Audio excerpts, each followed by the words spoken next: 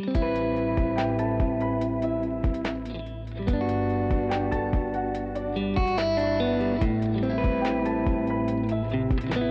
everyone, welcome to the Postcard podcast. My name is Rebecca. Greetings everyone from my bedroom again. Welcome to the Postcard podcast. Today is episode 3 and we're going to talk part 2 of the 25 lessons I've learned in my life. Last week in episode 2, I talked about lessons number 1 through 15. They're in no particular order, it's just how I wrote them down. But today we're going to talk lessons 16 through 25, and then also the 25 goals I have for my next 25 years. All right, so let's begin with the lessons. I'm going to be going through them one by one like I did in last week's episode. Lesson 16. Start investing and saving early on. As soon as you can, you should start saving a little bit from your paycheck, especially when you're still living at home. And if you can, open a savings account, preferably rather than just keeping it in cash. Start investing, research about stocks. If you have a mentor, a boss, a teacher, somebody who you can confide in and trust to ask about stocks and investing and options like that, then ask them about that and start doing it as soon as you can. I think it's really important, and I wish I had done it even sooner than I had. I started saving when I was about 21, maybe 22, and I wish I had started at 18. Lesson 17, intention is what's important.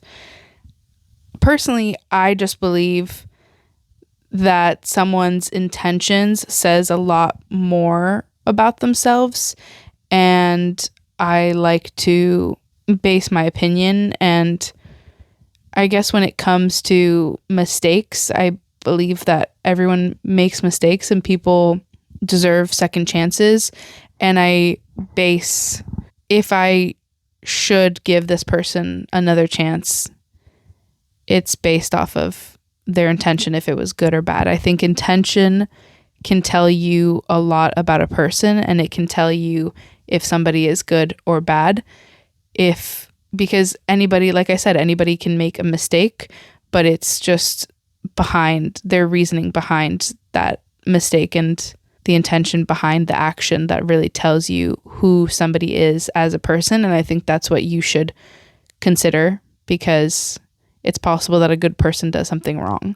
Obviously, this doesn't excuse all of somebody's mistakes. If they keep repeatedly doing something bad, then that's different. It's more so if somebody does 1 or 2 mistakes and then trying to see it from their perspective and see their intention behind what they did and why they did it. And also if they took accountability for what they've done, that also is good intention, and therefore you're a good person. I feel like if you take accountability for what you did and you recognize, oh, I'm sorry, I did something wrong, I didn't mean it like that, and just seeing the intention behind somebody's actions is important, and I think defines somebody's values and who they are. Lesson 18 is to not take general knowledge for granted. I feel like I constantly hear what we learn in school, in middle school and high school, because since it's not higher education that's targeted specifically for our careers, it's just not relevant in our day-to-day life. Why do we need to learn this? It's not important, stuff like that. Like, who needs to learn how to multiply binomials when they're older? Unless it's in your career, it doesn't feel relevant to us. And I understand this feeling, and a part of me agrees, but the other part of me doesn't, because yes, it doesn't feel necessarily relevant, but it is still relevant because it still comes up, and things come up, especially history and politics and science. These are things that when you have adult conversations, they will come up, and you need to know the basics of it. And if you didn't learn it in school, then you're just basically playing catch up later. And also, even if it's not topics that come up in conversations, it's still giving you a general foundation and a general knowledge, which is important. School also teaches you how to learn and how to acquire and retain information, and it teaches you who you are as a student and how you learn, and it just teaches you a lot about yourself in that sense, and it gives you structure and routine and a system, which are things that you will need later on. Lesson 19. Being alone isn't as scary as it seems. Being alone, not in a physical sense, but in a spiritual sense of in the future, being alone is a fear of mine, but in present day, day to day, being alone is not really that scary. And I see being alone as a time for self-reflection and self-care and really getting to know myself, spend time with myself, do the other lessons that I mentioned, like invest time in my hobbies, things like that. But it is also about having a happy medium and not isolating yourself, because I think it's easy to, when you are in a pattern of being alone and doing things that make you happy, to isolate yourself, and then you don't realize that you also need to go out and have time with your friends and stuff like that to have that balance. Lesson 20, again with being alone, but in a different sense, it's you are not actually alone. And I think this goes connected towards the fear of in the future of being alone, because yes, we're all very different and we're all unique to ourselves, but at the same time, a lot of people relate to a lot of other people, and a lot of people are going through the same thing that you are going through, even though it doesn't feel like that. And a lot of the times it feels like you're battling the things that you are by yourself, but then there are people out there who are dealing with the same things you are. It's just about finding that space and that community and finding those people. I think it's just important that when you are going through something difficult, you should remember you're not alone, and that there are people who love you in the world, and to surround yourself with them, surround yourself with positive people, with positive things, positive energy as much as you can. Lesson 21. There isn't a timeline for how you live your life. There's no set time that you should have done something or accomplished something. Everyone accomplishes things at their own pace. So don't rush things such as a first kiss, first relationship, marriage, babies, whatever, first time driving, first job, whatever it is, first anything, because you think that you need to have it done by a certain time frame or a certain age. It should just be that you do it when you feel comfortable and when it feels right for you. And this is something that I've always struggled with ever since I was really young, and I feel like that added a lot of pressure onto myself, or that made me put a lot of pressure onto myself, and it's something that added to my perfectionism. Is I grew up seeing a lot of things and messages in society and pop cultures about having things done at a certain age, and things needed to be done by this age, or you didn't have the real high school experience, or your real teen experience, real 20s experience, etc., and things like that. And a lot of the times it made me feel really self-conscious about where I was in my life. And it's something that I only realized this year, basically. Maybe I had a little bit of a thought about it beforehand, and I had a little bit of a understanding that it was like this, obviously, but it didn't really click fully until this year, that I just don't need to care about timelines in that way, because it's not relevant, and everybody's life is different. Everybody's gonna do things when it's right for them and when it's comfortable for them. And it is still hard. I feel like I still judge myself often about these things and stress about these things, even though I've passed the age that that all of those firsts and things just that in society you said you had to do it by those age. So it should be really over, and maybe that's why I realized it now. But I think it's still hard, but it's one of those things like the be kinder to yourself, that it's easier said than done, and I've learned it, but it's a little bit harder to put into action. But that is my goal moving forward, to remove that pressure for myself about these sort of things. All right, almost at the end of the lessons. We're at lesson 22, which is that communication is key to good and healthy relationships. Basically, if you don't express yourself and what you need and how you need it, there's no way for that other person to know. And you can't expect that other person to just read your mind. I think this is a lesson that a lot of people need to learn. I get the idea that you just want the person to just know what you want or how you need to be consoled, but it's not like that. You didn't grow up with this person, and so they're not going to know exactly how you react to things and what triggers you or what makes you upset, what makes you feel better, what you need in certain moments. And so it's good to have open communication and to really communicate and know yourself and be able to communicate those needs so that you are able to get them. Okay, you're not going to get what you need unless you're able to communicate them. Lesson 23, never go to bed angry. This is so real. The intention that you go to bed with is so important.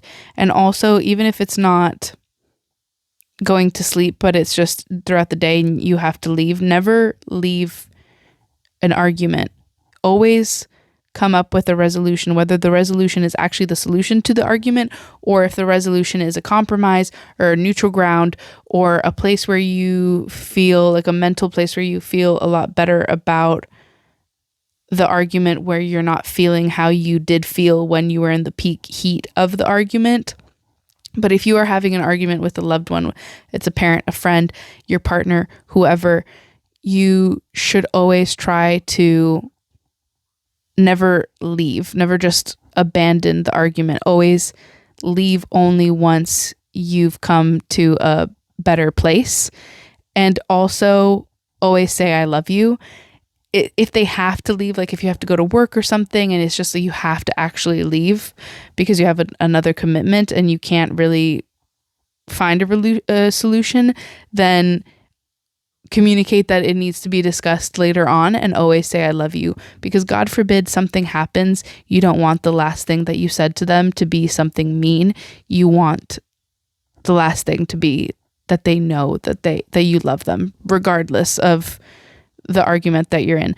And if they are a loved one that you love them no matter what, then this should be really easy, even though you are currently mad at them. Plus, saying I love you will help in a sense for the argument. It's kind of like a fake it till you make it type of thing, but it's not faking it, It's just reassuring the other person that you love them is just helps bring a little bit of peace into the argument.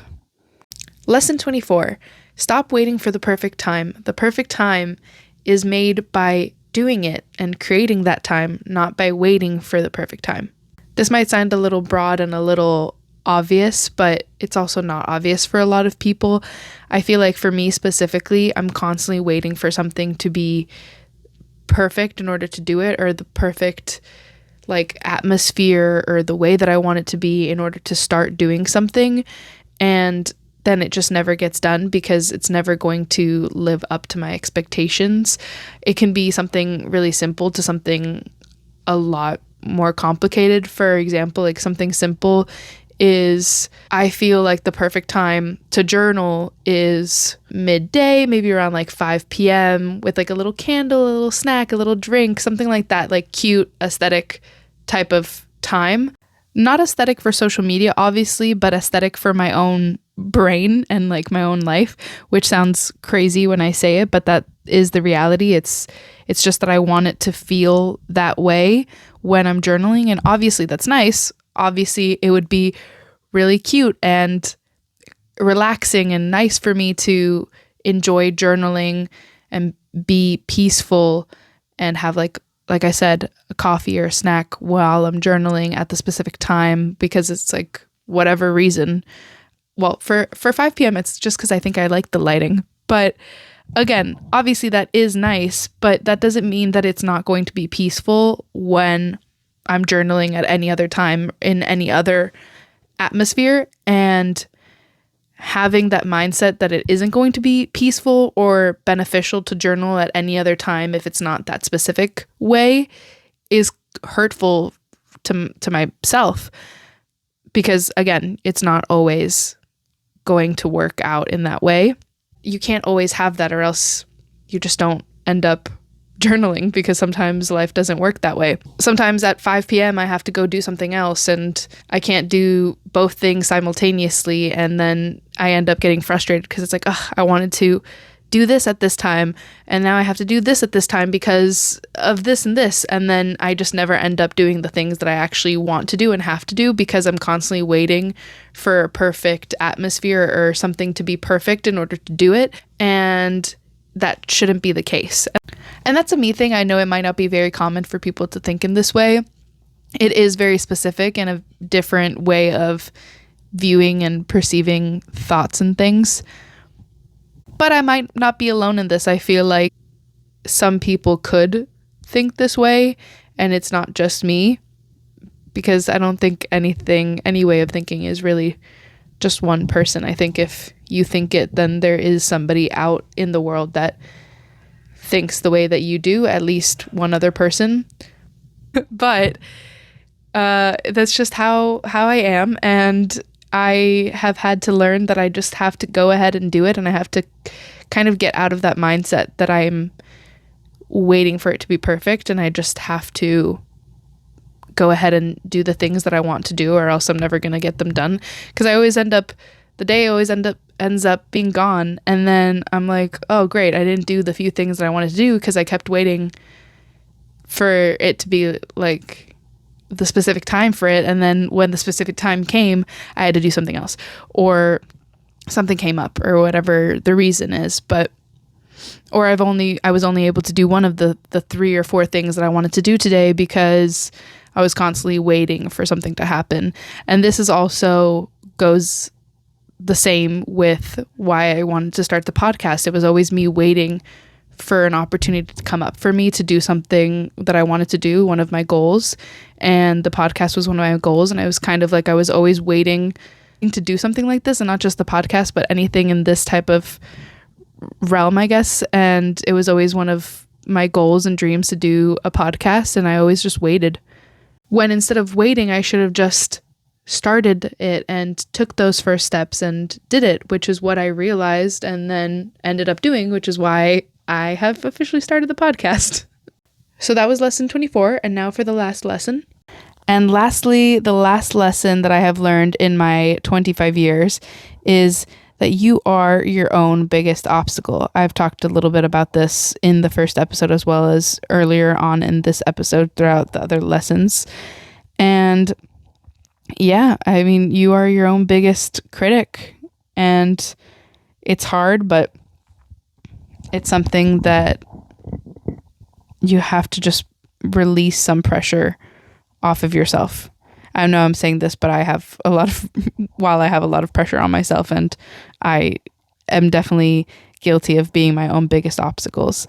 But I know that you can achieve much more when you stop being scared and stop being so critical and overly critical on yourself.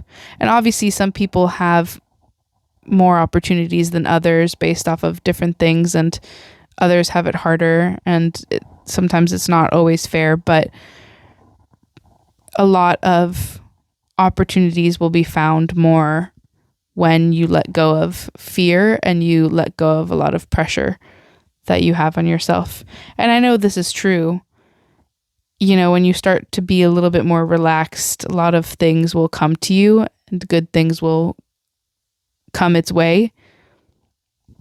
but it is still difficult. Being your own biggest obstacle is a curse.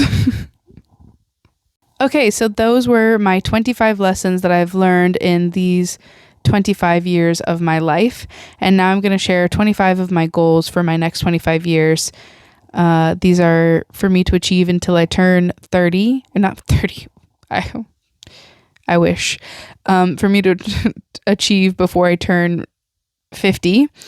And I tried to I just wrote down what came to mind first.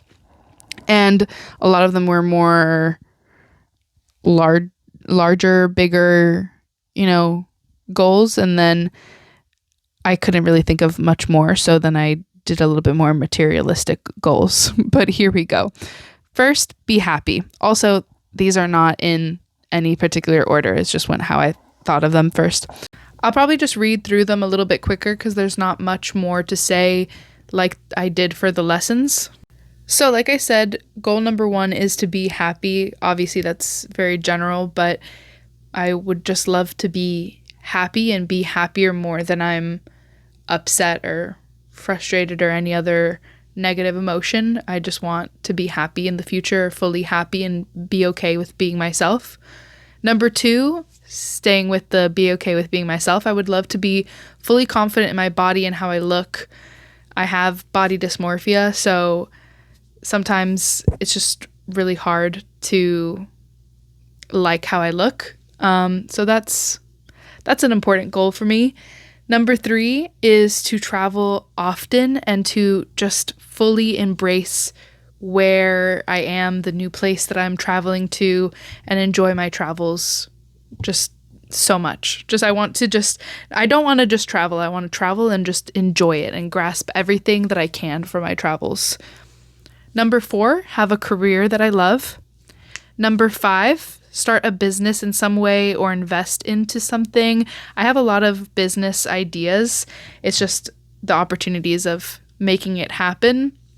And businesses is a little harder for something that I can do by myself in my room, like I'm doing the podcast.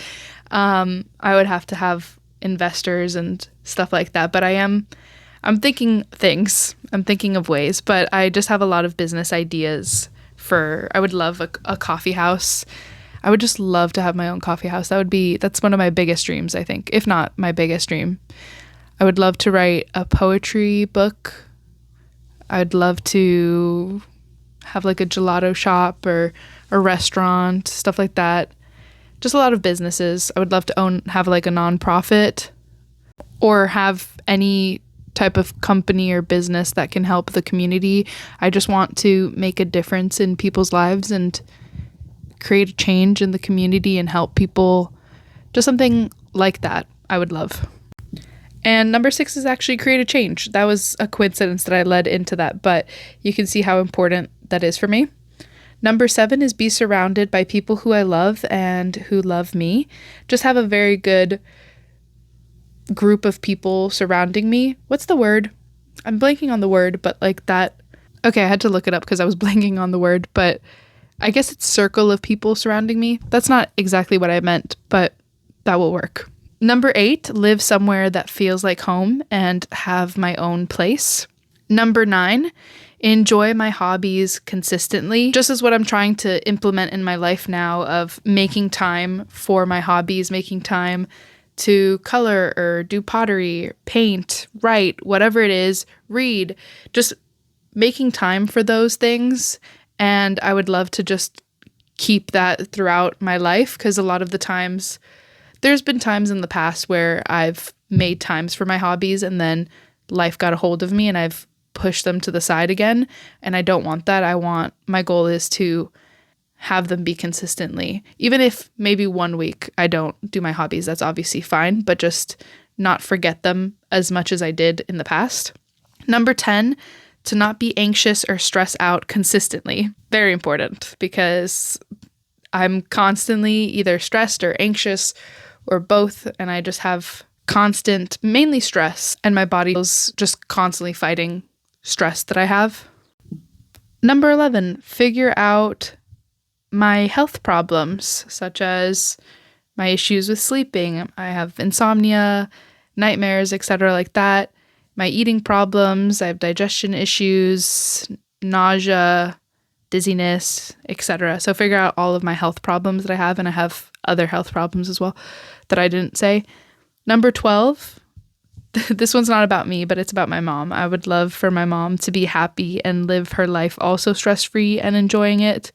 And particularly, I want to spend Christmases with her every year in a place that feels like home for her as well and for me. And that's just really important to me. I can picture a future where she's just living her life happily and carefree and stress-free, and we meet up every year for Christmas and have the best Christmases. So I really want that. Goal 12. This is where it gets more materialistic, because not goal 12, goal 13, sorry. But this is where it becomes more materialistic, because after goal 12, that was kind of it for me. That's all I really want is 1 through 12. And so these are just fun little things that I would want.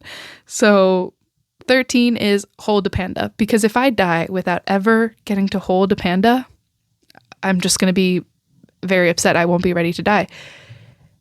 Goal 14 is to own an Oriental Shorthair and a Scottish Fold cat.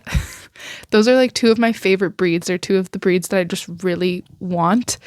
I don't know if I would ever. I've grown up with cats my entire life. I've had maybe more than 25 cats throughout my entire life. So I'm really used to cats. I love cats, but I don't know if I ever want one in the future for myself. Like once my cats pass away now, which is really sad to think about. But I don't know, since I've just grown up with cats, I've had them so often, I don't really know if that's something that I want when it's my own place.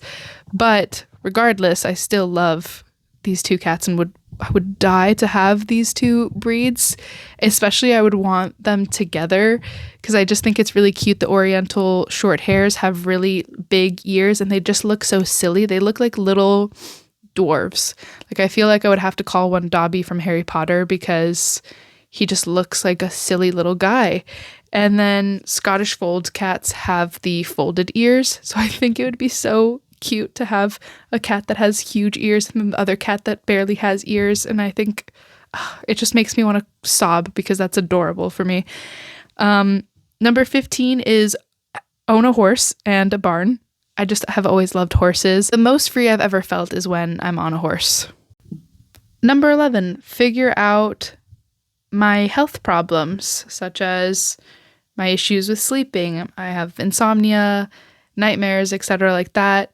My eating problems. I have digestion issues, nausea, dizziness, etc. So figure out all of my health problems that I have, and I have other health problems as well that I didn't say. Number 12. This one's not about me, but it's about my mom. I would love for my mom to be happy and live her life also stress-free and enjoying it. And particularly, I want to spend Christmases with her every year in a place that feels like home for her as well and for me.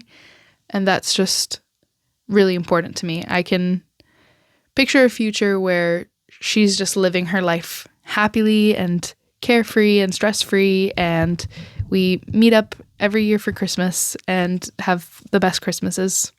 So I really want that. Goal 12. This is where it gets more materialistic, because not goal 12, goal 13, sorry. But this is where it becomes more materialistic, because after goal 12, that was kind of it for me. That's all I really want is 1 through 12.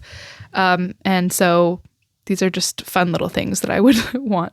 So 13 is hold a panda, because if I die without ever getting to hold a panda, I'm just going to be very upset. I won't be ready to die. Goal 14 is to own an Oriental Shorthair and a Scottish Fold cat. Those are like two of my favorite breeds. They're two of the breeds that I just really want. I don't know if I would ever. I've grown up with cats my entire life. I've had maybe more than 25 cats throughout my entire life. So I'm really used to cats. I love cats, but I don't know if I ever want one in the future for myself. Like once my cats pass away now, which is really sad to think about. But I don't know, since I've just grown up with cats, I've had them so often. I don't really know if that's something that I want when it's my own place. But regardless, I still love these two cats and I would die to have these two breeds. Especially I would want them together because I just think it's really cute. The Oriental short hairs have really big ears and they just look so silly. They look like little dwarves. Like I feel like I would have to call one Dobby from Harry Potter because he just looks like a silly little guy. And then Scottish fold cats have the folded ears. So I think it would be so cute to have a cat that has huge ears and then the other cat that barely has ears. And I think it just makes me want to sob because that's adorable for me. Number 15 is own a horse and a barn. I just have always loved horses. The most free I've ever felt is when I'm on a horse. Number 16 is to have Christmas in Vienna, Prague, and Strasbourg.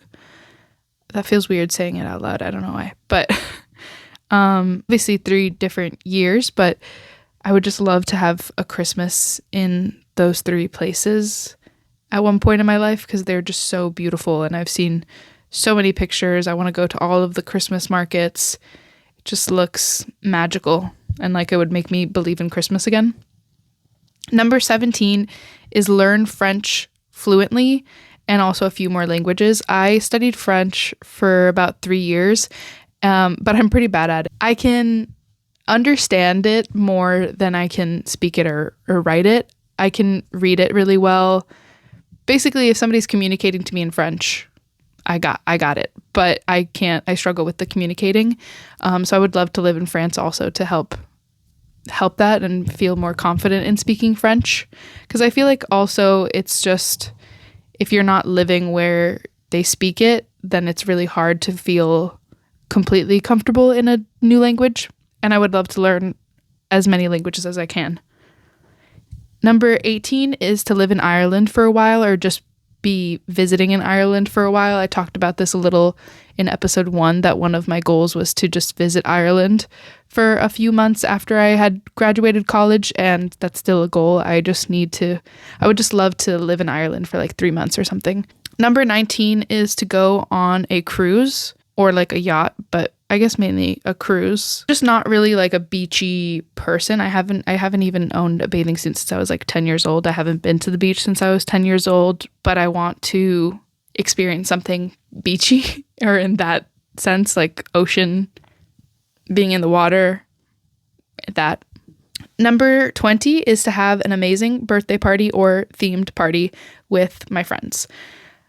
I have an idea for a 13 going on 30, obviously for my 13th, not 13th, oh my God, for my 30th birthday, but the 13th going on 30 theme. And I just think it would be so cute if it starts maybe as like a, what's it called? If it starts as a sleepover, so that's the representing the 13, and play music from when I was 13 years old and just eat food that I loved when I was 13 years old, which would be hard for me to remember actually, but do that. And then it transitions into a fancy dinner party to represent quote unquote the 30.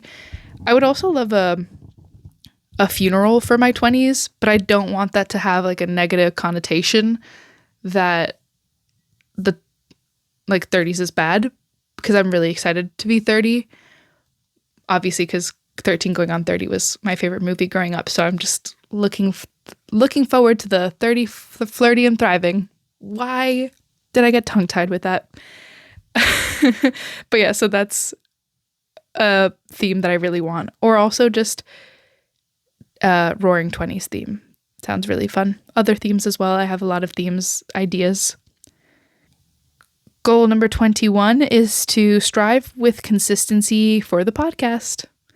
I just want to remain consistent with uploading episodes and coming up with ideas and doing as much as I can for the podcast. Number 22 is to be confident driving. I know how to drive, but I've been in 3 car accidents in the last 5 to 8 years. Never me driving. I was always the passenger. Just want to clarify that. But 3 car accidents definitely make you scared of driving. I feel confident in myself driving. I just don't like other people being on the road with me, which is obviously not something that's possible. I wish it was, though. I would drive everywhere if that was the case. And 2 times, actually, were on my birthday. Very upsetting. It was on my 21st birthday and my 22nd birthday. So back to back. And my 23rd birthday, I did not get into a car because I was like, I'm not going to risk it. Things happen in threes. Luckily, did not get in a car accident that day. I can't remember actually now if I did not go into a car. I don't think I did. But I was scared. I was like, this is not going to happen again. And then one time wasn't on my birthday, thank God. Goal 23 is to be okay with making decisions and to be less indecisive. I'm a very indecisive person. Not really externally, just internally. I just conflict with decisions really often within myself, but I never tend to express them. It's just internal indecisiveness, and I want to stop doing that. Number 24 is to experience a lot of new things. I just want to educate myself and experience as much as I can in my life. Books and new cultures, religion, just learn about so many different people, what everybody's perspective is, stuff like that. Can you tell I'm a Sagittarius? But yeah, I just want to learn as much as I can and experience as much as I can. I want to try every single new food at least once. Like I said, learn a bunch of languages, travel as much as I can. I just want all of that. And number 25, lastly, is to be kind to myself. This is an important one, but a hard one. All right, that is it for episode 3. Thank you so much for listening. I can't wait for next week's episode. I may or may not have a guest. We will see about that, but I am very excited regardless. Please follow me on Instagram at @RebInProgress and at the Postcard Podcast. Talk to you soon.